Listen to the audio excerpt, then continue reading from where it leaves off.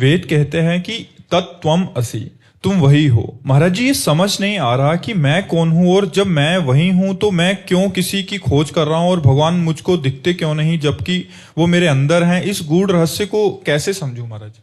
जब तक भजन नहीं करोगे तो पानी मथने से भले घी निकल आवे, बालू पेरने से भले तेल निकल आवे, ले शास्त्रों की बातें पढ़ने से, अटकल लगाने से आत्मस्वरूप का बोध नहीं होता, ब्रह्म साक्षात्कार नहीं होता।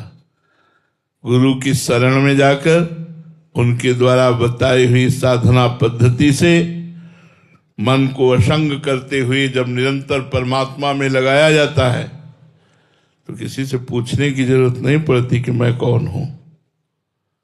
ब्रह्मविद ब्रह्मयु भवति, जो ब्रह्म को जान लेता है वो ब्रह्म स्वरूप हो जाता है। भजन करो तो भगवान जना देंगे। सोई जाने जिह देहु जनाई, और जानत तुम्हें तुम्हें हो जाई, तत्त्वमसि, तुम वही हो, ये अनुभव हो जाएगा। पहले साधना करो, बातों से थोड़ी हो जाएगा ये। एक किसान भी रोटी जब खाता है तो पूरे साल मेहनत करता है, खेत तैयार करता है, बीज सुरक्षित रखता है, बीज बोता है, फसल की रक्षा करता है, पानी लगाता है, जब फसल परिपक्व होती फिर उसे काटता है, तब कहीं जाकर के खाने योग्य होता है।